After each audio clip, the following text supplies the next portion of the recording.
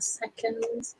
Hey everybody, it's me, Mama D, and my guest tonight again is Mark Anthony, psychic lawyer. But I have made a cute little video. Hopefully you like it, and let's go for it. Mark Anthony, psychic lawyer. He is the author of the award-winning, critically acclaimed bestsellers Never Letting Go and Evidence of Eternity. He is a world-renowned fourth-generation psychic medium who communicates with spirit. Mark is an Oxford-educated attorney, licensed to practice law in Florida, Washington, D.C., and before the United States Supreme Court. Mark is featured regularly on television, major talk radio shows, and in print media. Mark is a headline speaker at conventions, expos, and spiritual organizations such as the Edgar Cayce ARE, the International Association of Near-Death Studies, Vail Symposiums, and universities including Brown, Columbia, Harvard, and Yale. Mark Anthony is also known as the Psychic Explorer.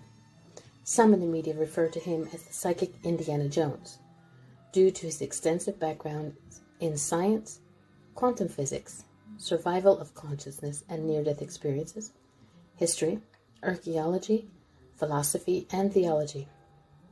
One day Mark will be lecturing in an Ivy League university about quantum physics, and the next off to the mystical locations in remote corners of the world to explore ancient ruins and supernatural phenomena. Wow. Can I get a copy of that? That is great. Yeah. My publicist. Yeah, that was. That. Thank I you. did. I co-host on another show called The Fox Den. That's why you'll see it up there over your head on Thursdays. And the co-host, she does these things and she's really good at it. So she kind of inspired me. So yours was the first one I did, and I think that was the best one I did. I was really proud of myself. So I said, okay, I'm playing it. There you go. Bravo. Thank you. That was very, very nice. Thank you. Oh, great. The Haggis Hunter's here. Hey, Haggis. We are, of course, live on Facebook and YouTube. So for those of you who are on YouTube, thank you very much. Subscribe. Haggis, subscribe. I've got this one. I think it's a gentleman who has been visiting on my show every so often on YouTube, which is really great. And I'm not sure if he's subscribed or not. But first off, thank you very much for coming on again today. And I'm grateful that you're here because today is Father's Day. Yes. And I think when we booked, I didn't get to. It didn't click into my brain that this is Father's Day. But my husband is very happily sitting back with his glass of gin and tonic and waiting for me to go make supper afterwards with his feet up on his cuff, and he's very happy. And so it's like, okay, yeah. Now hopefully I didn't take you away from family today.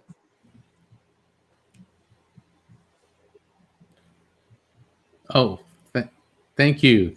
I appreciate being here, and my family is very understanding because I'm on a couple shows a week, and this is just sort of par for the course. So thank you. And for everybody out there, all the guys who are fathers, happy Father's Day. And for everybody who has a father in this world, if you can't see him in person, please call him. It means all the world. And for those of us whose fathers are on the other side, this is a day to honor and remember them. And any man can biologically be a father, but not every man earns the title of dad. Yeah. So make sure that you let your dads, both on this side and the other side, know you love them. Yeah. As I said, as of yesterday and today, I've been getting small little droplets of messages from my father just to let me know that he's around. When you have people who are on TV, and I don't pay much attention to TV, where it's words that would normally come out of my father's mouth. I was like, okay, Dad, yeah, I know you're here. Okay, good. So my dad is gone, and it's been quite a few years, but I know he's always with me, and I don't look at it as sad. So I'll keep him there. It's, Mama D, it's in our line of work. We know that everybody has a limited period of time in the material world. And I believe that there's a day we're coming in and a day that we're going out. And what we have a choice on is what we do with the time in between. And it is important for us to realize that when a loved one passes, that our relationship transforms from one of a physical nature to one of a spiritual nature. So even though dad may not be here, and we all want to hug dad and Oh yeah. have him criticize us for something, or Yep. just have a few laughs. The thing is, being a dad is next to being a mom is the most important job in the world. So thank you to all of that. Yeah. Yeah, I have to agree. I mean, moms do a great job. No doubt. We're great. Hello. But Moms are awesome. thank you. Make sure you get that one out there. But I would not be half the mom I am without my husband to be the dad. So for me, it's like I'm grateful that I chose him. He didn't choose me. I chose him.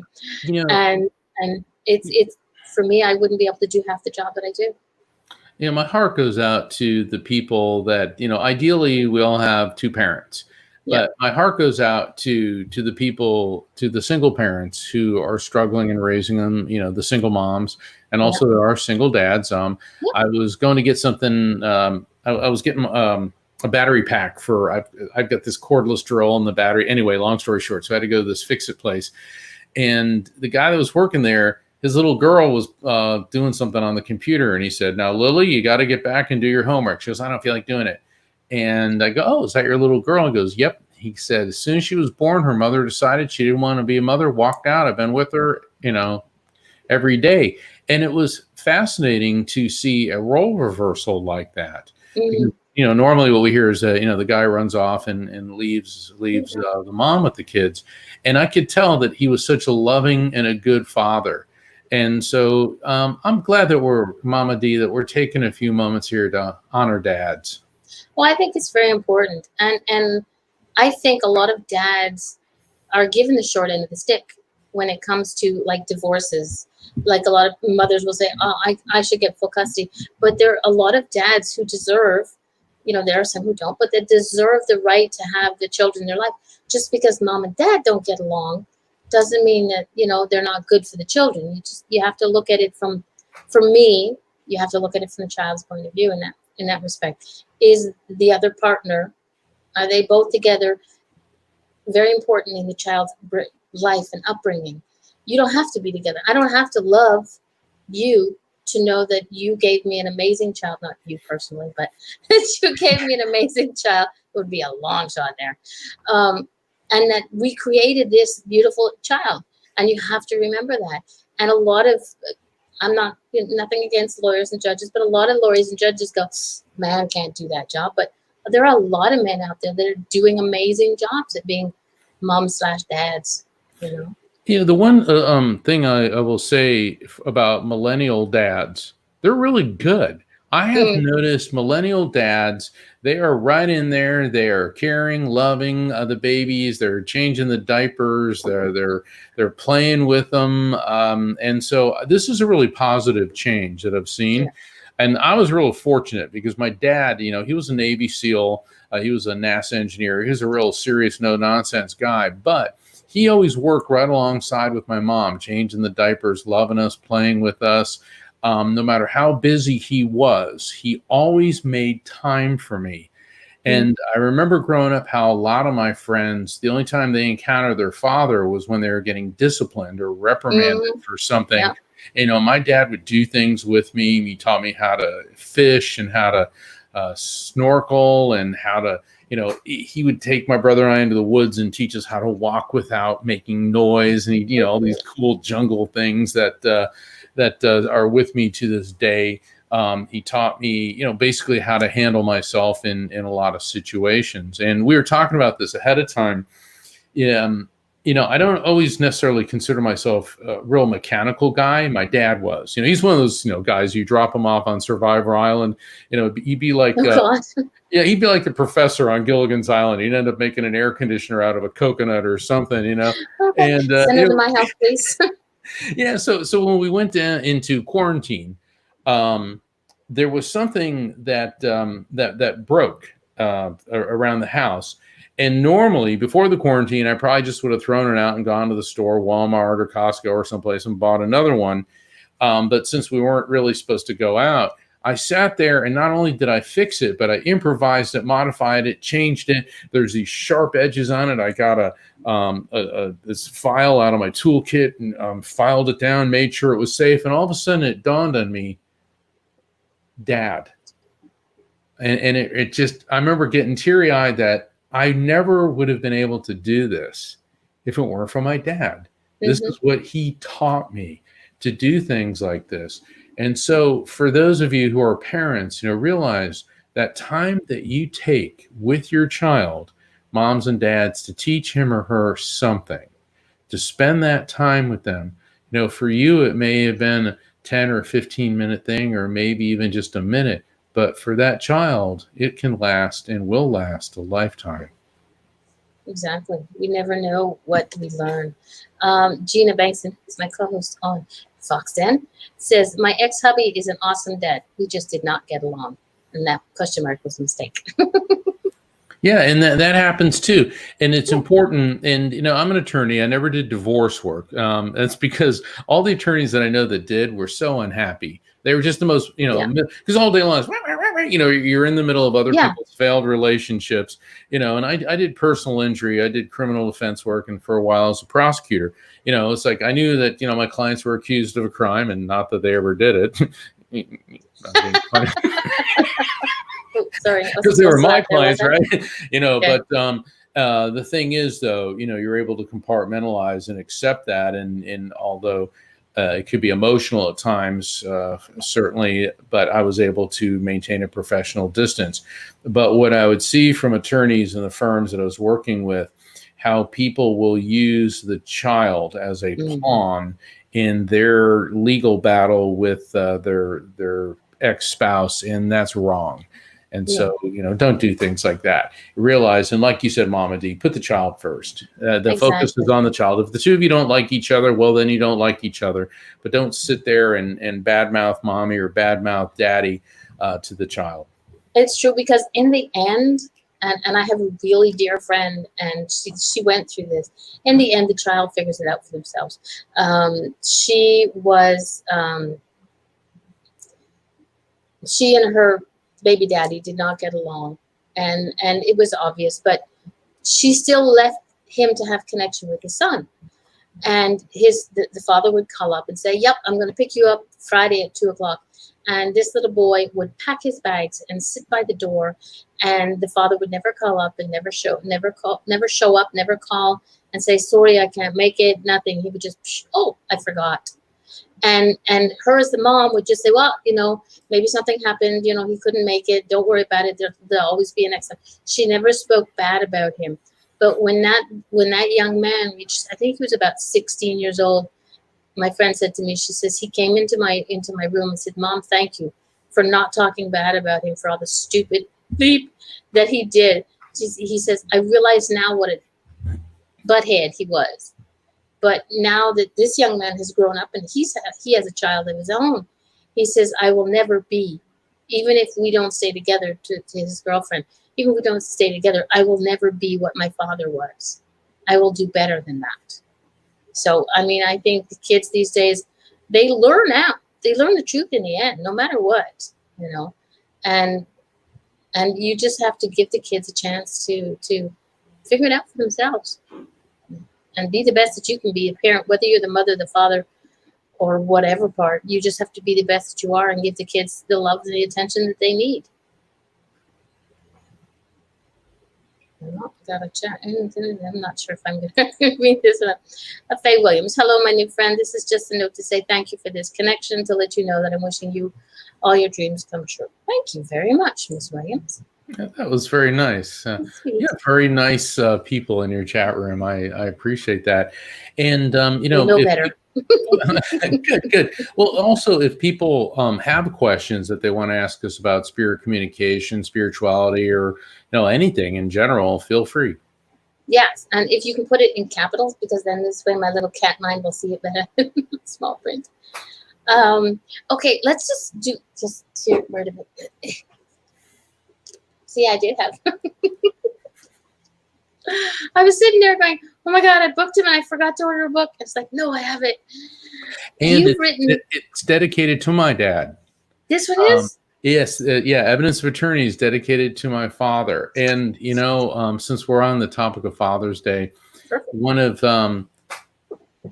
when I showed that to him and I opened it and I read it to him, I'm so fortunate because he was still, he was alive and well at the time, and he was, functioning really well. And then about 2 weeks before he passed, and he had cancer and he was declining, and we had hospice in there, and Evidence of Eternity was released in French. And I got a copy of it and I showed it to him. And I read in my really terrible French, I read the dedication.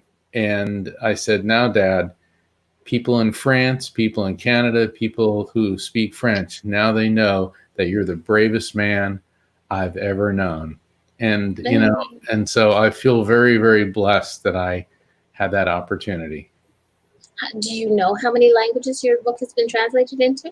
About between both books, they're in French, Polish, Slovak, Serbian, Estonian, Romanian, of course, English. And I know I'm missing about 3 other languages. And no matter how many times I harangue my publisher, they can't seem to get it through their density to put it in Spanish. Why not? And then pretty much every French. day I have people, Spanish speaking people saying, "When's it going to be in Spanish?" So I always give them the name of the executive at the publisher and say, email him. So exactly. Hold on, we got a quick one in here. A wonderful author and a well-written book. thank you. That's very kind. And if I have missed anybody's message, because I do not always pay attention to the chat room, that's me, just type it again. Don't worry about it. Is there anything that you would have done differently to this date between lawyering and spiritualism, bringing them together earlier? That's actually the first time I've been asked that question. So thank you. I love it. Somebody she's always ahead of the curve. No, I'm just nosy. Well, the reason I say that is that everything happens when it's supposed to happen. Mm-hmm. And yeah, I mean, sometimes I think, well, I wish I would have just, gone public with this when, right after law school or maybe even before. But I look at it as everything that has led me up to where I am right now is for a reason. Because now when I am able to speak about spirituality and when I lecture on the science of spirit communication, I write the books on how it's not magic or hocus pocus. It has a basis in quantum physics. I've spent a lifetime, not just as a lawyer, but because I'm an attorney, in the various cases that I've had, from medical to forensics to complex scientific issues, it has put me in all these different disciplines, in addition to my inherent love of archaeology, history, philosophy, and I've spent my life in the search for God. And what I mean by that is studying theology and mysticism around the world.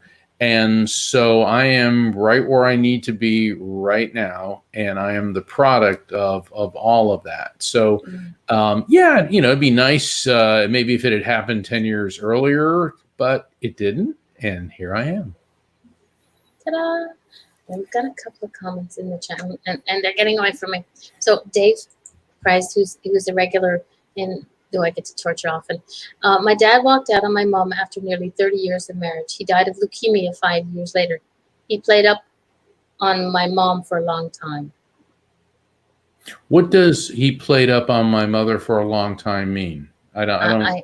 He's Australian, so I'm going to assume that it means that he was having affairs. Oh, I see. Okay. Maybe that he could qualify or clarify that. Yeah. And also, one of the things the person you see before you, is not the same person I was as I was growing up. I was not very nice. I was a tomboy. I used to beat up on boys, and I was, not the same person. But everything that I went through in the past made me who I am today. So, Dave, I know you just like a smidgen, and I think that as awful as that was, everything that about that made you the man that you are today. And he's a really good guy, as far as I can see. I'm gonna see if I can see. Where'd you go, Dave? There we go. And Kathleen Smith. Mark, I have read Evidence of Eternity, and I was especially touched by the part where your aunt warned your uncle not to go to work the day, and it saved his life. I am deeply sorry to hear what happened to her by the actions of her husband afterwards. It broke my heart for her. Catalina, thank you so much for saying that. Yeah, my mother and my father really, really disliked my aunt's husband for that. And I remember my mom was like, "I don't ever want him in our house." And what people, without giving away the story, it's a very moving family story in Evidence of Eternity, because when you did the intro video, Mama D, and you said I'm a fourth generation psychic medium, this ability runs in my family on both sides of the family. Both mom and dad had this, and my dad's sister Marjorie was also a medium, as was their mother, my paternal grandmother Isabel, and their grandmother Grace, and then my mother was a medium, and her maternal great grandmother Giovanna. And my mother's family, they were from Italy. And in the Italian American community, Giovanna, my maternal great grandmother, was treated with the respect due a mother superior of a convent.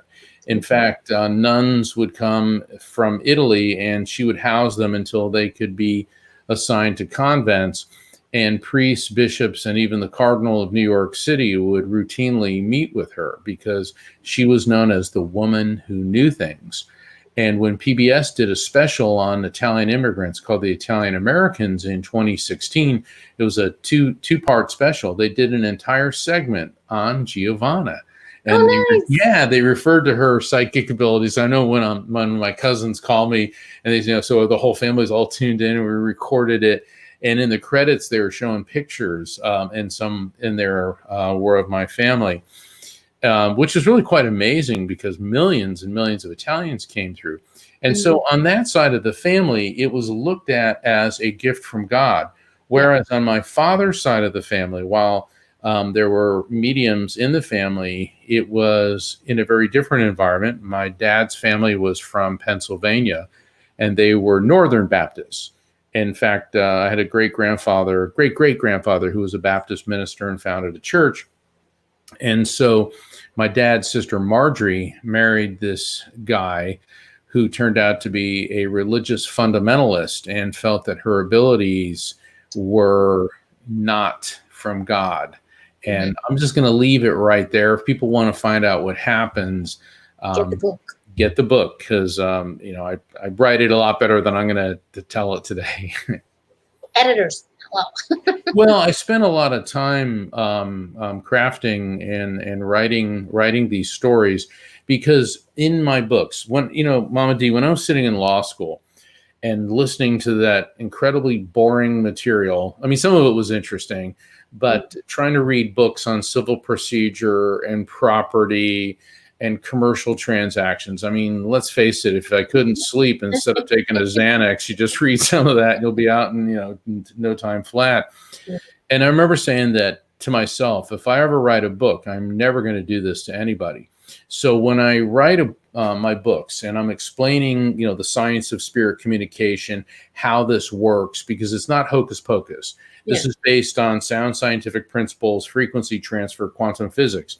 So I explain that, and then I illustrate it with stories of real people. And some of those stories involve my family members, but the vast majority come from people I've encountered in my work as a medium, because that's what makes a book worth reading, is you've got to have those stories, and it's got to put you right there. Yeah. Exactly. If you're reading a book and you're just reading, it's like reading a law book. Sorry, reading a law book. It's like you said, it's a book to sleep. You want to have something that sort of grab you and hold you in and bring you into the story, and you feel like you're part of it. So yeah, I love that. We've got a question here. Gohar, I'm saying his name. Dear Mark, sorry to bring up a heavy subject, but it is sadly very important. What is your views of suicide? Is it ever preventable, and is it ever the fault of the family? Actually, in Evidence for Eternity and in my book, Never Letting Go, I address suicide at great length. Evidence of Eternity, there's a chapter on suicide. It's a very complex subject because suicide is more than just self-inflicted homicide. It kicks off, it affects everyone. I mean, all of us, we've all been affected by suicide in some way. And we have to be very understanding of the person who did this. And it's difficult many times for us to put ourselves in that mindset. What happens with somebody who's suicidal? He or she is so unhappy and so tormented by their reality that they feel that they are in a form of hell and that there is absolutely no escape from this hellish reality other than cessation of consciousness. In other words, stopping their life to put an end to it. Now, for those of us who are not suicidal, it's like, well, how can anything be that bad? But then again, you're not in that mindset. And the example that I use in the book, and I think one that everybody can relate to, on September 11th, when the planes hit the Twin Towers, and the towers hadn't collapsed yet, and they were on fire, and we saw people jumping out of the buildings. And I remember being on the phone with my mother because she called me up and she goes, "Oh my God, there's people jumping out." And I was like, "What?" And because the internet was locked up, and it was a very horrifying day. The people that were jumping out of the buildings, when they went to work that day, none of them wanted to die. But suddenly they were faced with a choice of being incinerated by a fire or jumping to their death. So literally, they were in a hellish reality, and the prospect of being burned alive was so horrible that they jumped to their death, which is not really a choice I would ever want anyone to be faced with. But jumping to your death would be terrifying, but you would die on impact as opposed to being burned. Exactly. Okay.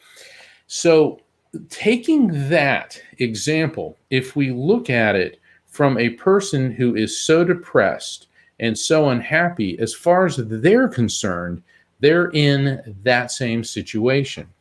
The question is it ever preventable?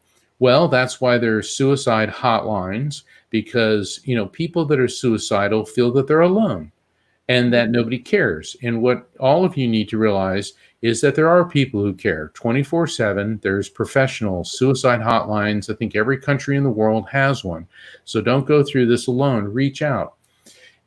Is it the fault of the family?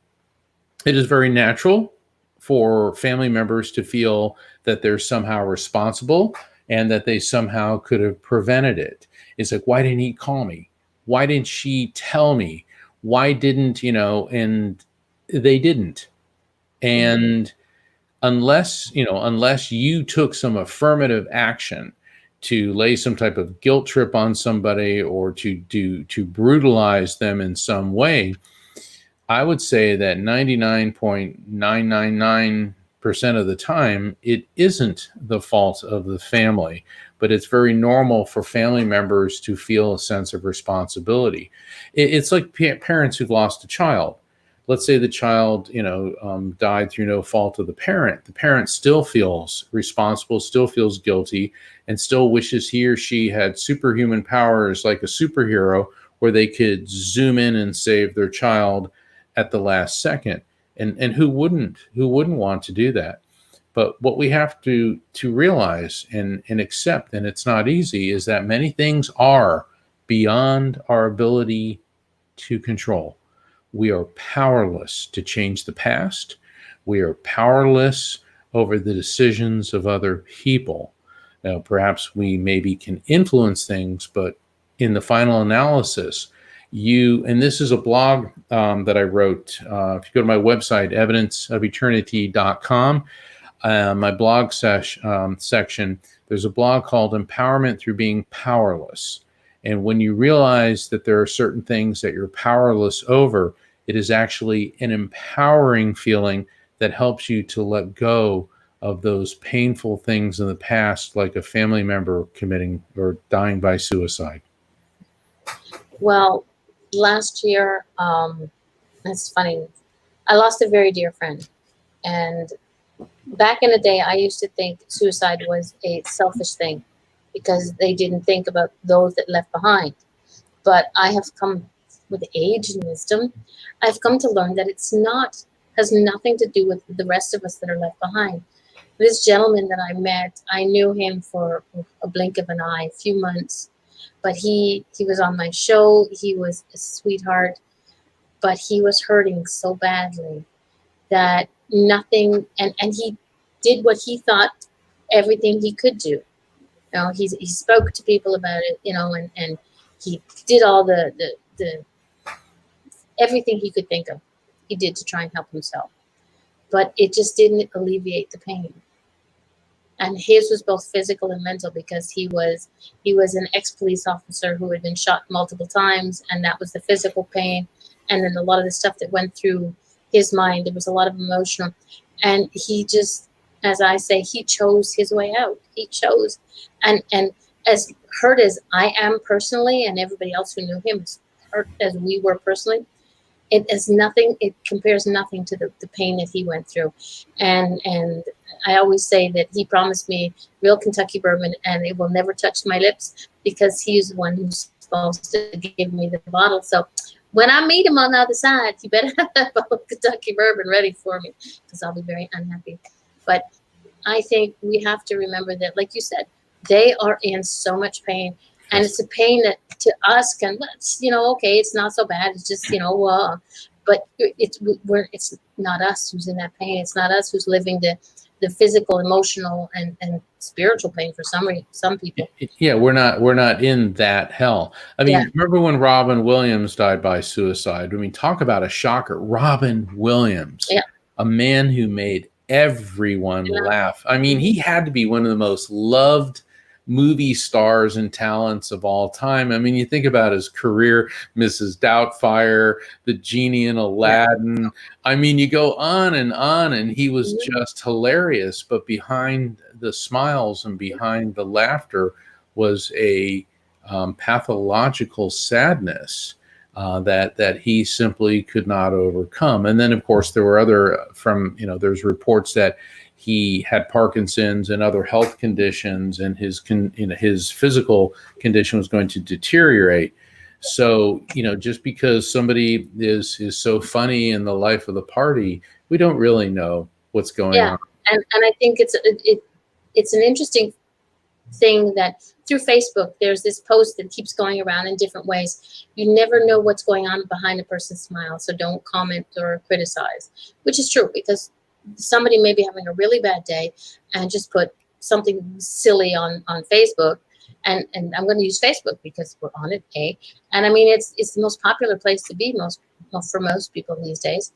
And you can't sit there and go, well, I think that's useless and silly because you don't know what that other person is going through, So it's like, think twice before you make And I want to thank the individual who put forth the question about suicide, because this is something that needs to be discussed, because there's always this stigma.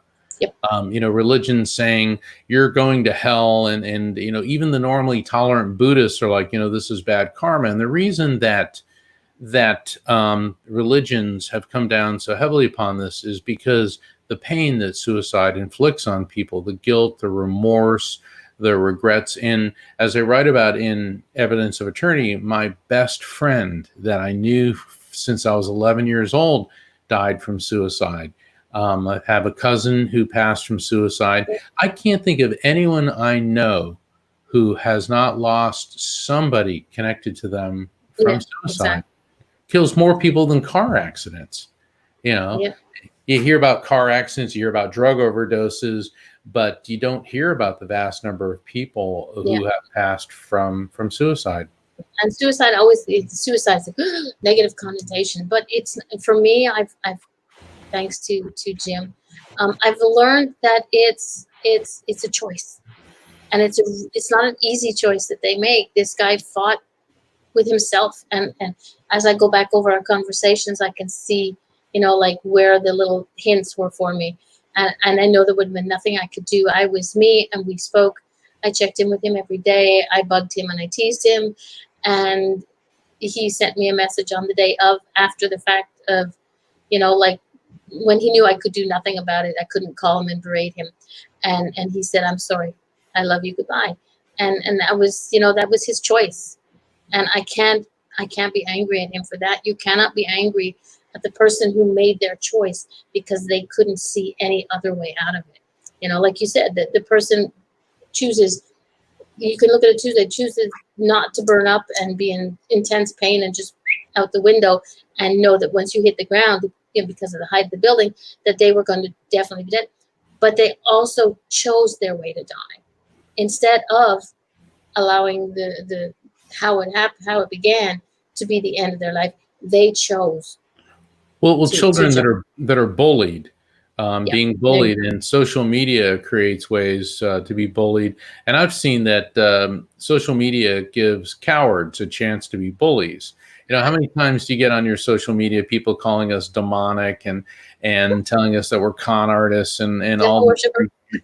yeah, all this ridiculous nonsense that they wouldn't have the guts to say to my face, Mm-hmm. And when I was a kid, I remember getting picked on and bullied, and then Dad was like, "You're getting picked on and bullied? Well, he was a Navy SEAL, so your son, you're going to learn how to fight," and so because I had to defend myself, and I got a few black eyes, I gave a few, and then people backed off. The thing about bullies is you have to stand up to them.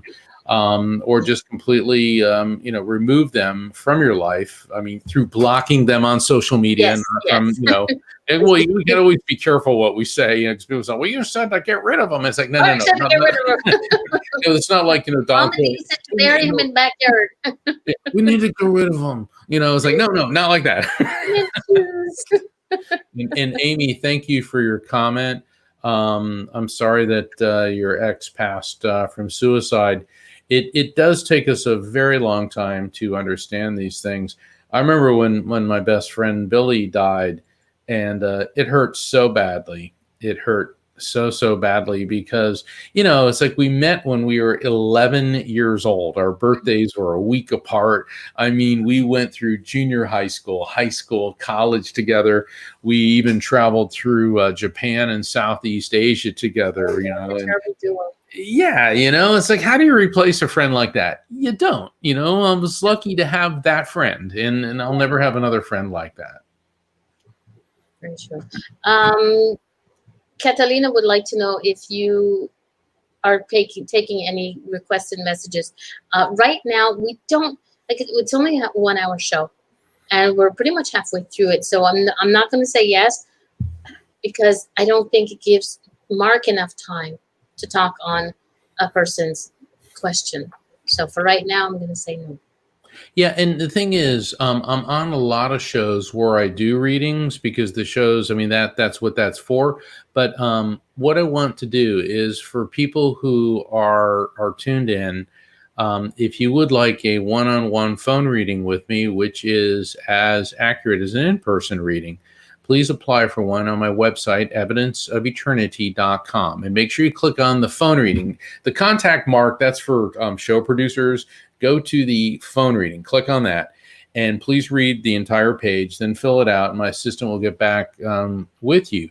But if you mention Angel Meadows or Mama D, okay, you got to mention the host of the show, Angel Meadows or Mama D, then you will qualify for a reduced fee reading. And this is something that I want to extend for Mama D for her kindness of and the honor of having me, extending the honor of being on her show. So make sure you mention that. And because in a personal one-on-one reading, then I have the time to spend with you, and we're going to get more than one person coming through. Yes. Yes, and I'm not a medium. Okay, I got to say that right off the top. But when I hear my friends who are mediums tell me, and I sit there and I listen to them when they say they walk into a room and there are so many spirits around them, I would go, I'd be like, I'm already a cat when I see something shiny. So could you imagine me in a room with a bunch of spirits that I could actually see? I'd be like, oh, hello, how's it going? That's You get used to it, but it is a trip. But the thing is, I'm disciplined to turn it on and turn it off. And I have a real issue with these people that feel they need to run up to somebody in a public place, just because they're a medium. We see this in a lot of these shows, which, I've been on TV a lot, and I'm very suspect of the credibility and authenticity of a lot of these readings where somebody's in a grocery store and they're picking out broccoli and someone runs up, hi, I'm a medium, blah, blah, blah, blah, blah. And it's like, because there's a whole camera crew with the medium. And, you've got a 3-camera shoot. Okay, so there's 3 cameras there and you're getting close-ups, perfect makeup, perfect lighting, perfect sound. What, you think that just happens? If you think that does, then look at a handheld camera of a wedding reception. Okay, where someone's got their cell phone and you see how it's jumping around and all this. But on TV, when you have all of that, and that incredible reading that lasted all of maybe 90 seconds, probably took about 6 hours to film, because they got to get all the angles and this and that. Exactly. It's like it's contrived. Yeah, it's like paranormal investigation shows. They crew goes out and they find, she gets something, the medium will get something, and then the crew will go in and say, excuse me, we have a medium outside and she'd like to do, but we want to film it because you walked into a butcher shop. I can remember one show, and butcher shop, and the pristine white suit, jackets. There's no butcher I know that has pristine white thing working schmuck. There's the word I'm looking for, schmuck, when they're working as a butcher, because it's a butcher shop. There's got to be some, these were pristine white. So everything is like you said, it's like one day's worth of filming cut down and edited down to like 1 hour or whatever. Yeah. Not even an hour.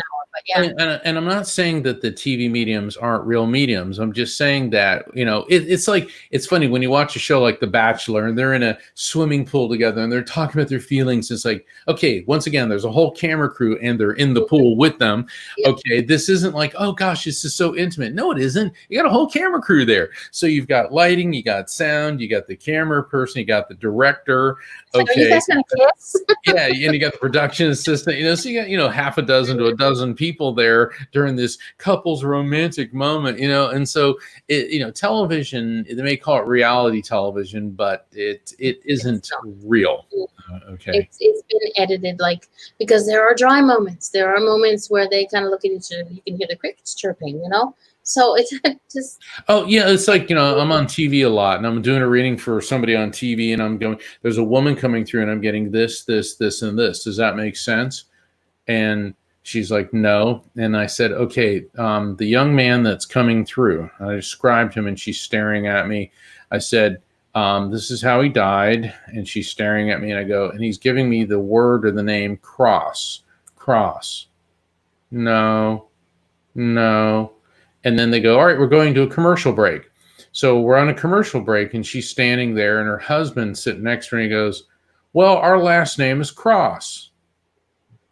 And I said, your last name is Cross. And the young man who feels like he's a son, oh yeah, our son died. Okay, so your son's coming through and giving me his name, which is Cross. So, and the thing is, and then we go back on, and the host of the show was great. She said, well, so on the break, you figured out that your name was Cross, and Mark was getting cross, and that your son had died. And the person coming through is saying, my name is Cross, meaning your son's name. And they're staring at me going, uh-huh. She goes, Mark, why don't you go to somebody else? And it was nice about it. And I also get it, though, because I'm used to being on TV. I'm used to being in the public eye. And even still, people, we get nervous, okay? Yeah. But these are people who aren't used to being on TV or speaking in front of a group. And so what happens is they're like a deer in the headlights, and all of a sudden they realize, I'm on a TV show. There's all these cameras, people, there's an audience and all this and all. They're like, no. And so they're so nervous they can't even They're not really paying recognize attention their to the own question. name. Yeah. Mhm. Yeah. I've seen that happen in court too. Can you please state your name for the record? I can't remember. And when it's your witness, that's always frustrating. That's not good in any way, shape, or form. I remember I did a reading, and for a woman, she called me, and I do oracle card readings, and she was like, "I'm nervous about coming. Is it okay if I bring a friend?" I said, "Yeah, as long as you don't mind that she hears whatever is in." I said, "Okay, fine." So in the end, they both wanted a reading, so I did them. I said, "At the same time or separately?" And you're both in. Yes, separately, but we're both in a room. So the first one, the friend it went off well, and she, got, I'd say, about 90% of everything I gave her. And the second one, the original woman that I was supposed to read for, she was like, "Nope, doesn't make sense." Then her girlfriend would be like, "Wait, do you remember?" She was there, like you said. The woman was sort of like struck because she had one thing in her mind. She wanted one connection in her mind, but I was giving her other stuff, and she wasn't connecting to it. But her friend, thankfully, like the husband, thankfully was like, "Okay, wait a minute, this is." And so in the end, you have your own person to give you that boost of a memory. And I think it's interesting that, like you said, some people just kind of like. For me, I go into a show and I'm like, I have no question. It's like people go, "But you must know how to answer." It's like there's a way to ask questions, and I just can't do it. It's like, no, can't do it. Okay, we've got a couple of things here, and I don't read it, so let's read it together. Wondering why I was close to my mom. She transitioned way back before others who do come out during mediumship readings quite frequently. What are your thoughts on this? I always try to tell her that I welcome her visit, but it is very infrequent. Is it more what spirit sees as what messages I need? Okay. I have a lot to say on this. There's a lot of people who, without meaning to, block contact. I call that the no syndrome. And for example, when I'm doing a reading for somebody, I tell people, I'll say, "I'm getting this, this, and this. Does that make sense?" No. I said, "Hold on. Be very careful about going directly to no, because what you're doing is you're flooding the energetic field with negativity. It's better, and you're slamming the door in the spirit's face. It's better to say, 'I'm not sure. Let me think about it. I don't know just yet.'" All right. Yeah. And that leaves the door open. Plus, after the reading, there's the period of time where things begin to make more sense and unfold and be like, "Oh, that's what that was." So a lot of people, they say, "Well, my loved one doesn't come to me and I want that person to come." I want energetically is the same barrier as no. And the reason for that is that you're putting angst into the energetic field without meaning to. So inadvertently and unintentionally, you can flood the energetic connection with a negative barrier, which you need to lower that. And so, say I welcome them to come to me. I invite them into my dreams and to come to me, and drop your expectations. And I know that the person who wrote that said that, I do invite her in. Well, that's a good start. Okay, continue inviting. Don't expect it, and that's when you'll start getting the connections. Exactly. It's like when you ask for.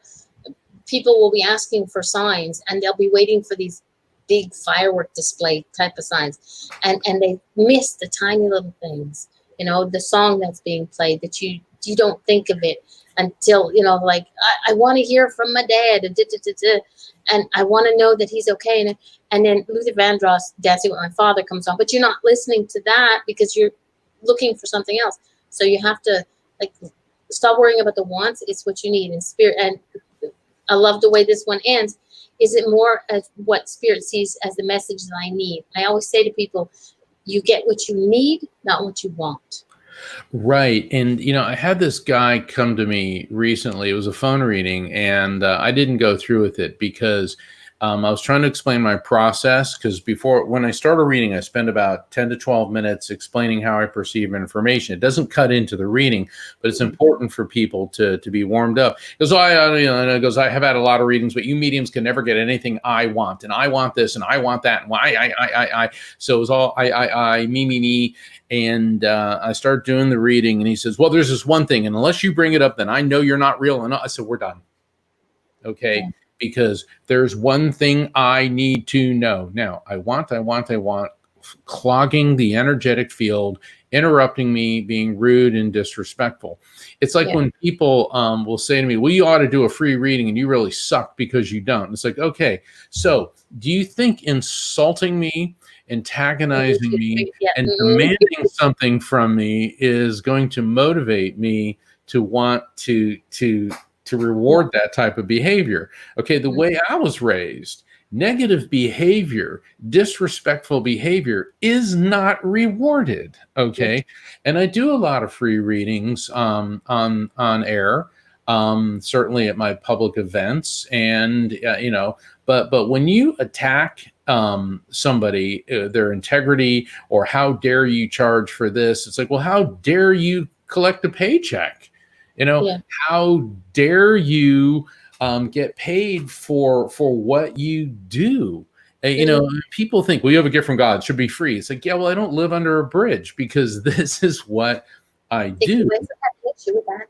I'm sorry. Yeah. It's just like, I love St. Francis. He was great and all that. And, he essentially lived under a bridge and in the vow of poverty, and that's great. He also died at 42 from malnutrition and probably leprosy. But people don't, they need to understand that if I wasn't doing this, then I'd have to be doing something else to put a roof over my head. And it's the same thing with you, Mama D. People probably do that to you all the time. I see people, you mediums, I want this money. It's like, well, some lady said to me, how dare you charge? You have a gift from God. And I said, well, what do you do? She said, well, I work in customer service at this department store. I said, well, that's a gift from God because you help other people. She goes, I never thought of it that way. I go, could you give me your boss's phone number? And she said, why? Well, I'm going to call him or her and say that because you have a gift from God, you're going to work for the next 8 years for free because it's a gift from God. Well, I can't do that. I have bills. I have children. I have this, I have that, and I don't. Exactly. Yeah. And the thing is, what people don't realize, and some people ask for free readings, and sometimes, I don't know about you, but I'm drawn when I'm talking to people. Sometimes I'm drawn to give them a free one because I feel like it's necessary for them. But that's not something you want to. Okay, well, I gave out 3 free readings to them. We're not going to advertise it. It's just something that it's like paying for the coffee for the person behind you. You don't. Well, I don't advertise it. Well, I do, but but I won't go, hey, I paid for your coffee. You just pay for the person's coffee and you go. Yeah, you don't do it. You don't go around like me. Or when the people say, well, give me a free reading and then you can pay it forward. And it's like, I have a better idea. Pay for it.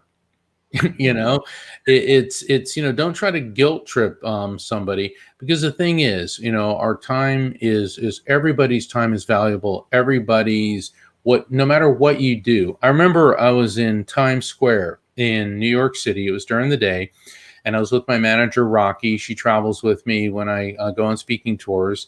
And we were standing there, and there was this guy. He was cleaning up the stuff next to us, and we started talking to him. And he was one of the, I guess he's employed by the city of New York as a sanitation engineer.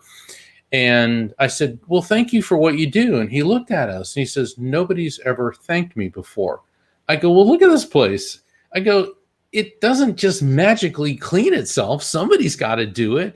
And he said, in all the years I've been here, no one has ever thanked me. And, Rocky and I were like, well, we're thanking you.